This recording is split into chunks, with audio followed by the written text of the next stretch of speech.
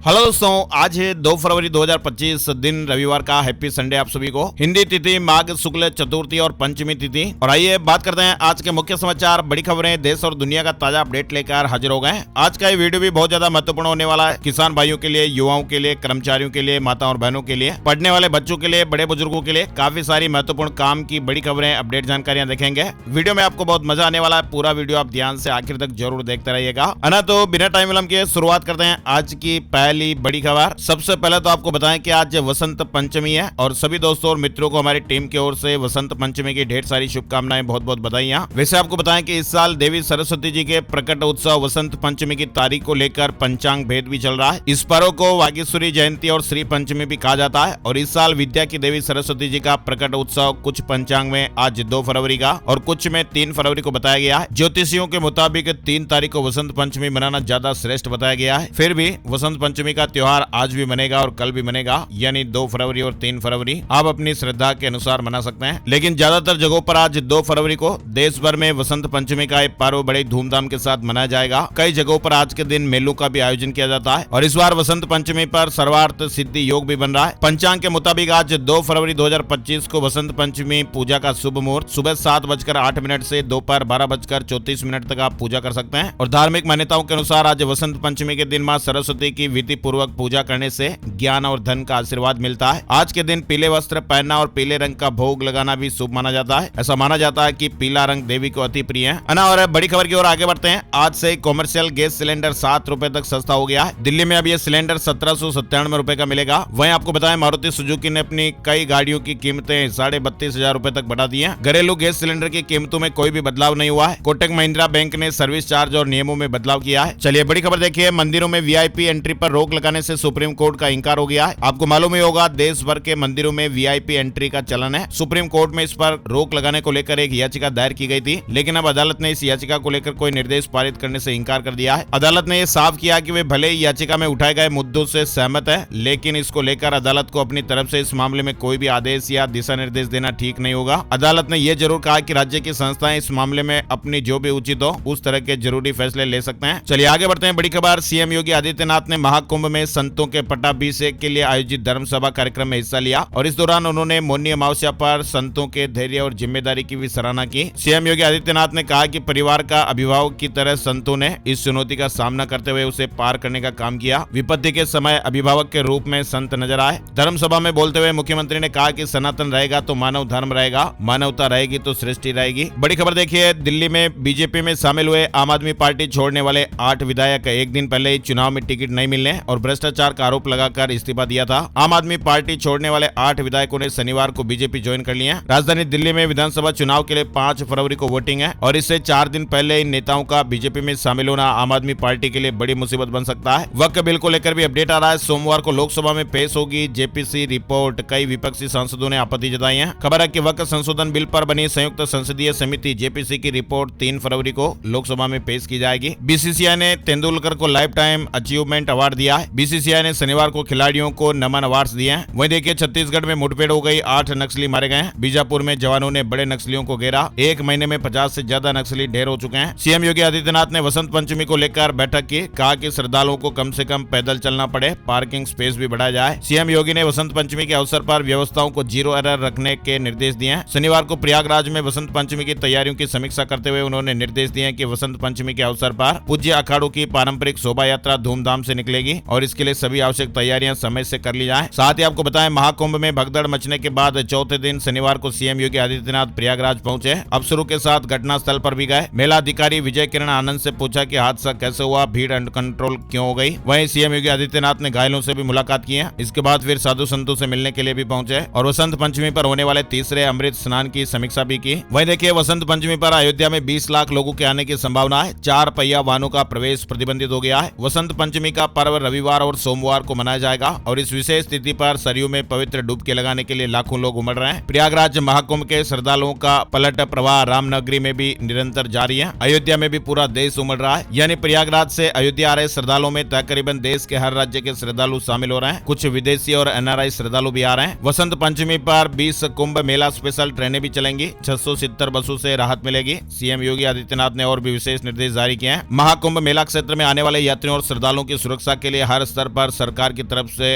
और कदम उठाए जा रहे हैं। आसमान से लेकर जल तक सुरक्षा के खास इंतजाम किए गए। पहली बार न्यूक्लियर और किसी भी तरह के रेडिएशन से बचाव के लिए भी व्यवस्थाएं महाकुंभ में की गई हैं। चलिए बड़ी खबर देखिए, पंजाब में आंदोलन पर बैठे किसान भाई बजट से खफा। उन्होंने कहा कि एमएसपी गारंटी कानून नहीं। 14 फरवरी को केंद्र सरकार से वार्ता होगी। खनौरी बॉर्डर पर किसान नेता जगजीत सिंह डल्लेवाल का अनशन 67वें दिन भी जारी रहा। वहीं शंभू बॉर्डर पर किसान नेता सरवण सिंह पंदेर के नेतृत्व में किसान भाई डटे हुए हैं। किसानों ने ये उम्मीद जताई थी कि शुक्रवार से शुरू हुए बजट सत्र में केंद्र सरकार किसानों को एमएसपी गारंटी कानून का तोहफा दे देगी, लेकिन ऐसा नहीं हुआ। फिलहाल आपको बताएं कि केंद्र सरकार ने 14 फरवरी को बातचीत के लिए किसान भाइयों को आमंत्रित किया है। वहीं 13 फरवरी को आंदोलन के 1 साल पूरे होने पर किसान भाई भी बड़ा जमावड़ा करने जा रहे हैं। शंभू बॉर्डर पर बड़ी संख्या में किसान जुटेंगे। चलिए आगे बढ़ते हैं। बड़ी खबर, डोनाल्ड ट्रंप ने किया ट्रेड वार का ऐलान। एक साथ 3 देशों पर बड़ा हमला। व्हाइट हाउस की ओर से दी गई जानकारी के अनुसार कनाडा और मेक्सिको से इंपोर्ट पर 25% का टैरिफ लागू होगा। वहीं चीन से होने वाले इंपोर्ट पर 10% का टैरिफ भी शनिवार से लागू हो गया है। हालांकि व्हाइट हाउस ने इस बारे में कोई जानकारी नहीं दी है कि क्या इन उपायों में कोई छूट होगी। अमेरिका में बसे प्रवासियों को कोलंबियाई राष्ट्रपति ने देश में बुलाया।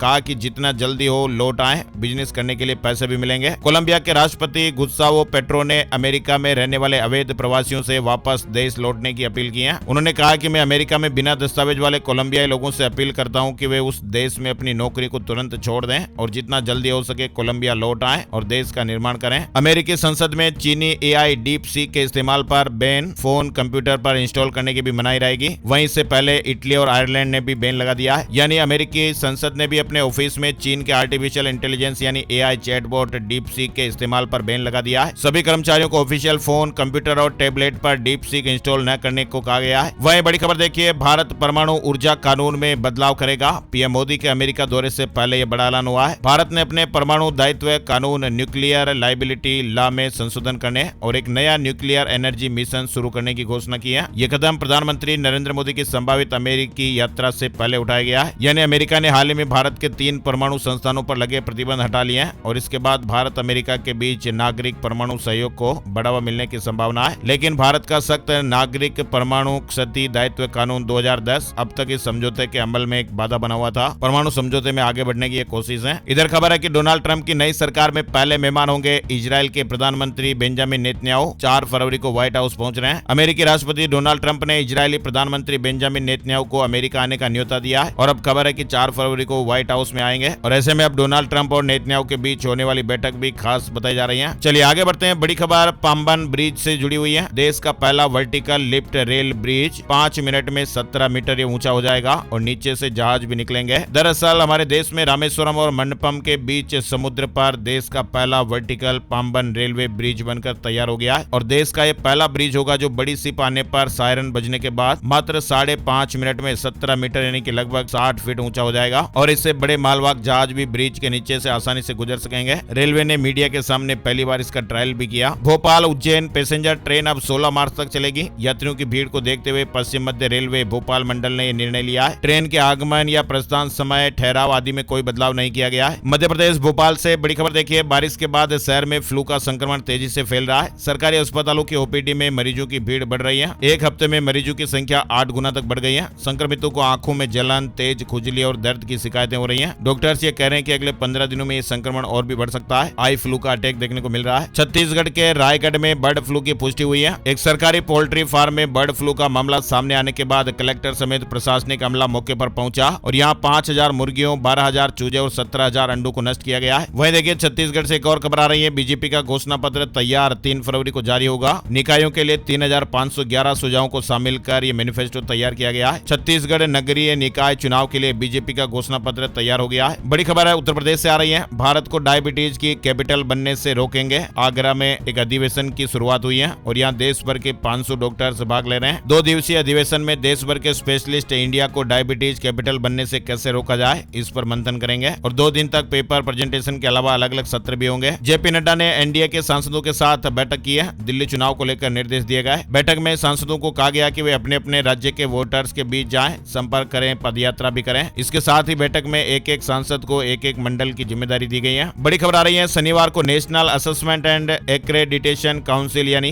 NASC रेटिंग के लिए रिश्वतखोरी मामले में केंद्रीय जांच ब्यूरो यानी सीबीआई का बड़ा एक्शन देखने को मिला है। इसके तहत सीबीआई ने देश भर में 20 स्थानों पर छापेमारी की है, जिसमें चेन्नई, बेंगलुरु, विजयवाड़ा, पलामू, संबलपुर, कानपुर, भोपाल, बिलासपुर, गौतम बुद्ध नगर और नई दिल्ली शामिल है। और इस छापेमारी के दौरान सीबीआई ने एनएएससी की निरीक्षण समिति के अध्यक्ष और जवाहरलाल नेहरू विश्वविद्यालय जेएनयू के एक प्रोफेसर समेत 10 लोगों को अरेस्ट किया है। इग्नू एडमिशन से जुड़ी खबर है। इग्नू ने दोबारा जनवरी सत्र के लिए आवेदन की तारीख बढ़ा दी है। 15 फरवरी तक आवेदन का मौका दिया जा रहा है। आपकी अदालत में ममता कुलकर्णी रजत शर्मा के सवालों के दिलचस्प जवाब दिए। आपकी अदालत के इस एपिसोड में आपको कई ऐसे सवालों के जवाब मिलेंगे जिनकी शायद आपको तलाश है। अनावरा हरियाणा में नियम बदल गया है। अब इन परिवारों का पहचान पत्र रद्द हो जाएगा। हरियाणा सरकार ने परिवार पहचान पत्र पीपीपी से जुड़े नियमों में बड़ा बदलाव किया है। अब प्रदेश से पलायन कर चुके या लंबे समय से बाहर रह रहे परिवारों का पीपीपी रद्द हो जाएगा। साथ ही अगर परिवार का कोई सदस्य जीवित नहीं है या परिवार से बाहर है तो भी पीपीपी को निरस्त कर दिया जाएगा। नए नियम जारी हुए हैं। नौकरियों की भर्तियों में भी पीपीपी के डेटा का इस्तेमाल किया जा सकेगा। सीयूईटी पीजी 2025 के लिए आवेदन करने की डेट बढ़ गई है। अब आवेदन की अंतिम तारीख 8 फरवरी 2025 तक बढ़ाई गई है। इच्छुक उम्मीदवार जेएनयू, डीयू, बीएचयू समेत सेंट्रल यूनिवर्सिटीज में पोस्ट ग्रेजुएशन के लिए आवेदन कर सकते हैं। वहीं उत्तर प्रदेश से एक बड़ी खबर आ रही है। सरकारी मेडिकल कॉलेजों व हॉस्पिटलों में अब स्टाफ नर्स का पदनाम नर्सिंग अधिकारी के नाम पर होगा। वहीं नर्सिंग सिस्टर और नर्सिंग वार्ड मास्टर अब सीनियर नर्सिंग अधिकारी कहलाए जाएंगे। केंद्र की तर्ज पर नर्सिंग संवर्ग के पदनाम में भी बदलाव किए जाने के आदेश उत्तर प्रदेश में भी जारी हो गए। इसके अलावा एक बड़ी खबर आ रही है। सुप्रीम कोर्ट से जुड़ा महत्वपूर्ण अपडेट देखिए। मुझे जातिगत गालियां दी शिकायत पर सुप्रीम कोर्ट ने कहा बंद कमरे की घटना SC/ST एक्ट में नहीं है। सुप्रीम कोर्ट ने कहा कि घटना ऐसी जगह पर नहीं हुई है जिससे लोगों की मौजूदगी वाला स्थान कहा जा सकता है, इसलिए अपराध SC/ST अधिनियम की धारा के तहत नहीं आएगा। मतलब सुप्रीम कोर्ट ने अनुसूचित जाति अनुसूचित जनजाति अधिनियम के तहत एक व्यक्ति के खिलाफ दर्ज मामले को रद्द कर दिया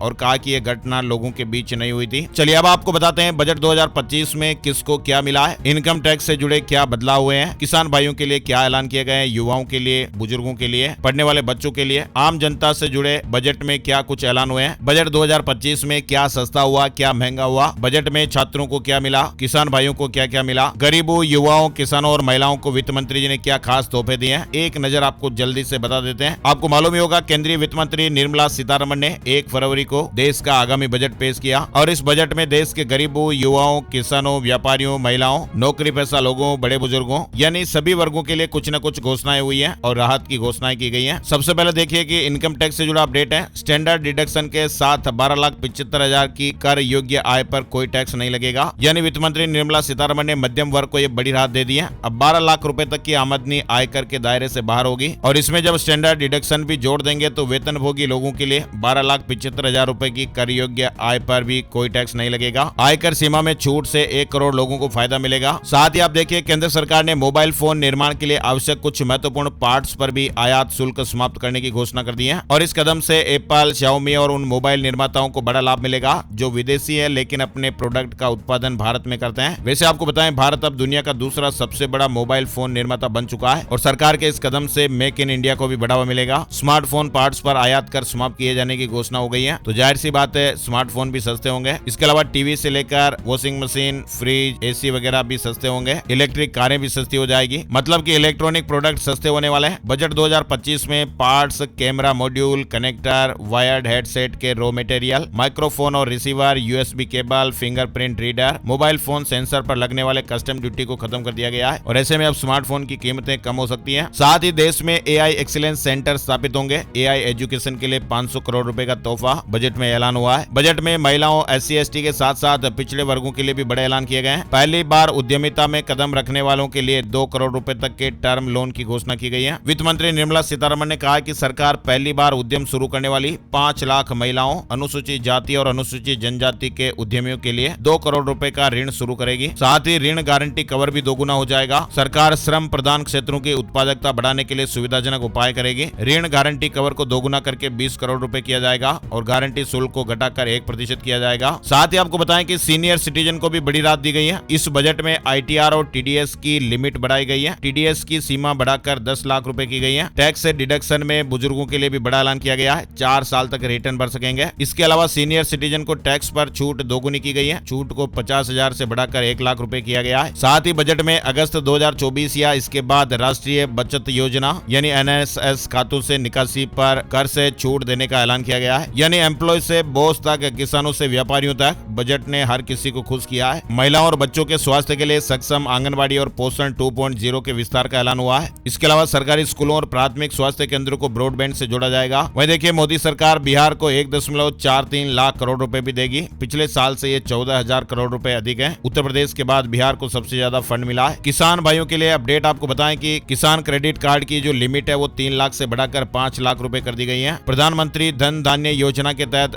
1,70,00,000 किसान भाइयों को स्किल और टेक्नोलॉजी से जोड़ा जाएगा। बुजुर्गों के लिए ब्याज पर मिलने वाली टैक्स में छूट की लिमिट 50,000 से बढ़ाकर 1 लाख रुपए हो गई है। अपडेटेड इनकम टैक्स फाइल करने यानी उसमें सुधार करने की सीमा को भी 2 साल से बढ़ाकर 4 साल कर दिया है। इसके अलावा आपको बताएं कि बजट वाले दिन सरकार के लिए भी खुशखबरी की न्यूज आई। बजट के बाद सरकार ने जनवरी महीने में जीएसटी कलेक्शन के आंकड़े जारी किए जो कि शानदार रहे। जनवरी में जीएसटी कलेक्शन के जरिए सरकारी खजाने में 1.96 लाख करोड़ रुपए आए हैं। साथ ही आपको बताएं शेयर और म्यूचुअल फंड पर सरकार ने बड़ा तोहफा दिया है। डिविडेंड पर टीडीएस लिमिट बढ़ाने का ऐलान भी हो गया है। इसके अलावा कहा गया कि इनकम टैक्स सिंप्लीफिकेशन पर अगले हफ्ते सरकार विधेयक लाएगी। साथ ही अपने मकान को किराए पर देने वाले मकान मालिकों के लिए भी बड़ी खबर है। सरकार ने किराए पर दी गई संपत्ति से अर्जित आय पर टैक्स कटौती की लिमिट को मौजूदा 2,40,000 रुपए वार्षिक से बढ़ाकर 6 लाख रुपए करने का प्रस्ताव रखा है। वहीं सरकार ने इंश्योरेंस सेक्टर में प्रत्यक्ष विदेशी निवेश यानी एफडीआई की सीमा 74% से बढ़ाकर 100% कर दी है। इनकम टैक्स स्लैब अपडेट भी आप देख सकते हैं। बजट में क्या सस्ता हुआ क्या महंगा हुआ। सरकार ने इंटरेक्टिव फ्लैट पैनल डिस्प्ले पर बेसिक सीमा शुल्क 10% से बढ़ाकर 20% करने का प्रस्ताव रखा है। इसलिए इन वस्तुओं के दाम बढ़ जाएंगे यानी इंटरेक्टिव फ्लैट पैनल डिस्प्ले पर ज्यादा पैसे खर्च करने पड़ेंगे। इसके अलावा कई सारी चीजें वो सस्ती हो जाएगी। कैंसर समेत दूसरी जीवन रक्षक दवाइयां यानी कैंसर और दुर्लभ बीमारियों के इलाज में काम आने वाली 36 दवाइयों को बेसिक सीमा शुल्क से छूट दी जाएगी। इनके दाम घट जाएंगे। Mobile phone, TV, electric vehicle, LED, EV battery वगैरह कई सारी चीजें भी सस्ती हो जाएगी। बजट में हस्तशिल्प निर्यात को बढ़ावा देने के लिए एक योजना की भी घोषणा की गई है। वहीं सरकार गीली ब्लू लेदर को बेसिक सीमा शुल्क से पूरी तरह छूट देगी। इसके अलावा भी अगर आप बजट से जुड़े और विस्तारित जानकारियां लेना चाहते हैं तो केंद्रीय बजट 2025 किसको क्या मिला वाला ये वीडियो आप जरूर देखिए। इसमें आपको कई और भी अपडेट विस्तार से बताए गए। माई स्मार्ट गाइड के वीडियो सेक्शन में जाकर आप ये वीडियो पूरा देख सकते हैं। फिलहाल आगे बढ़ते हैं। बड़ी खबर देखिए, हिमाचल प्रदेश की अटल टनल रोहतांग में बर्फबारी हुई। पुलिस की एडवाइजरी, सड़क पर फिसलन बढ़ी है इसलिए अनावश्यक यात्रा टालें। शिमला में बूंदाबांदी भी देखने को मिली। लाहौल स्पीति पुलिस ने बर्फबारी को देखते हुए ऊंचे क्षेत्रों में अनावश्यक यात्रा नहीं करने की सलाह दी है। मध्य प्रदेश में भी ठंड कम हो गई है। राजस्थान में गर्मी महसूस हुई। कोहरे के चलते दिल्ली में 146 फ्लाइट देरी से उड़ी, 14 कैंसिल हो गई। वहीं राजस्थान में भी मौसम फिर से बदलेगा, बारिश होने का अलर्ट है। 3 फरवरी को जयपुर, बीकानेर, भरतपुर संभाग के जिलों में बादल छा सकते हैं। पंजाब में 3 से 5 फरवरी तक पंजाब के कई इलाकों में मध्यम या हल्की बारिश होने के पूर्वानुमान है। उत्तर प्रदेश, जम्मू कश्मीर, लद्दाख, हिमाचल प्रदेश, उत्तराखंड में भी 3 से 5 फरवरी के बीच कई इलाकों में बारिश होने का पूर्वानुमान है। हरियाणा, चंडीगढ़, राजस्थान में 3 और 4 फरवरी को कुछ इलाकों में बारिश का अलर्ट रहेगा। वही देखिए, राजस्थान के जयपुर में भी कॉमर्शियल गैस सिलेंडर 6.5 रुपए सस्ता हुआ। इस साल में दूसरी बार कीमतों में कमी आई है। घरेलू गैस सिलेंडर की कीमतों में कोई बदलाव नहीं हुआ है। वर्तमान में बाजार में घरेलू उपयोग का सिलेंडर 806 रुपए 50 पैसे में मिल रहा है। वहीं राज्य सरकार की ओर से बीपीएल और उज्ज्वला कनेक्शन धारकों को रियायती दर पर 450 रुपए में सिलेंडर उपलब्ध करवाया जा रहा है। राजस्थान में आरएएस की आज परीक्षा,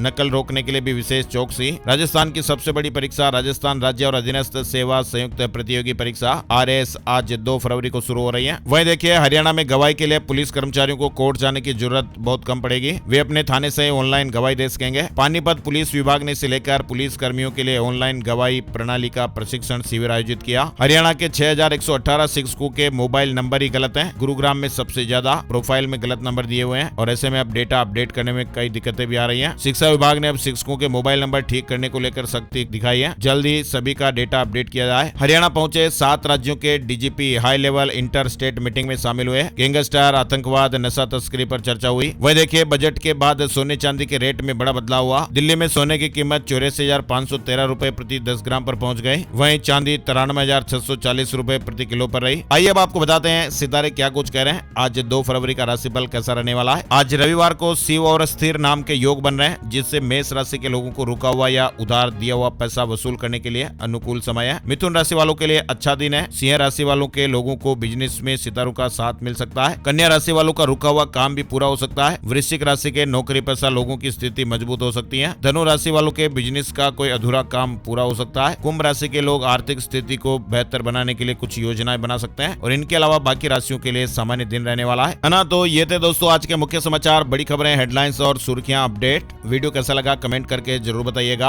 आप किस राज्य से निवास करते हैं या फिर आप किस टॉपिक पर सबसे ज्यादा न्यूज देखना चाहते हैं। टॉपिक का नाम, राज्य का नाम भी कमेंट करके जरूर बताइए ताकि हम इस वीडियो को और अपडेट अपडेट करने में मेहनत करेंगे। और प्यार भरा सा निवेदन है, इस वीडियो को आप अपने यार दोस्तों के साथ भी फेसबुक और व्हाट्सएप पर जरूर शेयर कर दीजिएगा। एक लाइक का बटन भी जरूर दबाइएगा। एक और नई जानकारी और नए वीडियो में फिर मिलते हैं, तब तक के लिए जय श्री राम, जय हनुमान।